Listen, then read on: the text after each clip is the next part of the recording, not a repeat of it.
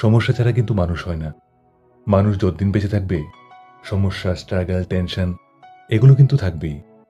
কেউ তো আবার অন্যের সাথে নিজেকে কম্পেয়ার করে দুঃখটাকে ইনভাইট করে নিয়ে আসে। ওর লাইফে কোনো স্ট্রাগল নেই, অথচ কত সহজেই সব পেয়ে গেল। আর আমি এত স্ট্রাগল করেও কিচ্ছু পাইনি। চলো আবারও একটা গল্পের মাধ্যমে বোঝার চেষ্টা করি। দুই বন্ধুর গল্প, কমল আর বিমল। বাচ্চা ছেলে, ক্লাস 5-এ পড়ে, কিন্তু ভীষণ দুষ্টু ছিল।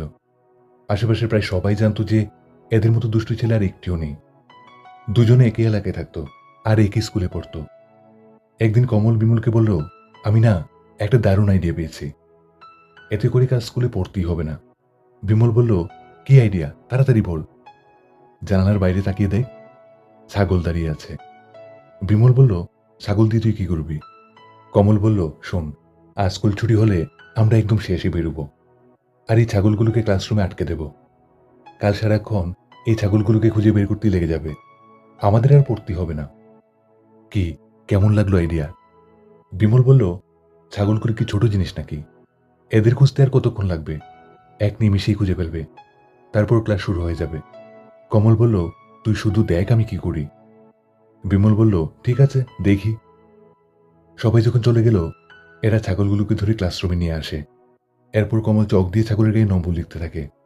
প্রথম ছাগলটার গায়ে লিখল 1, দ্বিতীয় ছাগলটার গায়ে লিখল 2, আর তৃতীয় ছাগলটার গায়ে লিখল 4। বিমল বলল, এটা কি করলি? তুই 3 না লিখে কেন 4 লিখলি? সে বলল, এটাই তো ট্রিক। কাল যখন 1, 2 আর 4 নম্বর ছাগলটাকে পাওয়া যাবে, সবাই আবার 3 নম্বরটাকে খুঁজবে, যেটা কখনোই পাবে না। এমন করতে করতে সারাদিন পেরিয়ে যাবে, আমাদের আর পড়তেই হবে না। বিমল এবার বুঝতে পারে। দুজন মহা আনন্দে বাড়ি ফিরে গেল।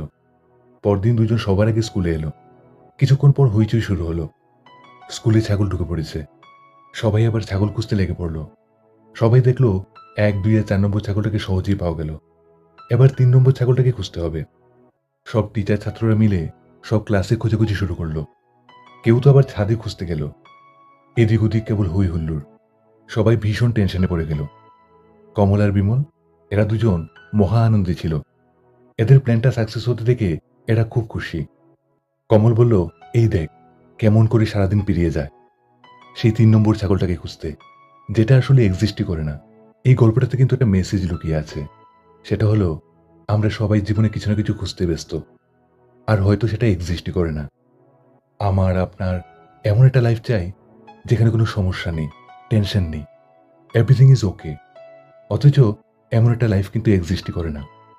আমাদের চাই এমন একটা জীবনসঙ্গী যার সঙ্গে সবকিছু মিলবে, একেবারে 100-তে 100। কখনো ঝগড়া হবে না, আমাদের সব কথা শুনবে, বুঝবে। আসলে এমনটা এক্সিস্টই করে না। আমাদের চাই এমন একটা চাকরি যেটা একেবারে স্মুথ হবে, যেখানে কোনো চ্যালেঞ্জই আসবে না। কিন্তু এমনটা এক্সিস্টই করে না। জীবনে এমন অনেক কিছুই আমরা কিন্তু অযথাই খুঁজতে থাকি, যেটা রিয়েল লাইফে এক্সিস্টই করে না। আমরা কিন্তু এটা ভাবি না যে আমাদের যেটা আছে সেটাই ওকে, সেটাই পুরোপুরি কমপ্লিট, সেটাই একেবারে পারফেক্ট। শুধু শুধু বেকার ফালতু আনরিয়ালিস্টিক কোনো কিছু না খুঁজে যেটা আছে সেটাকে নিয়ে থাকাটাই কিন্তু শান্তি।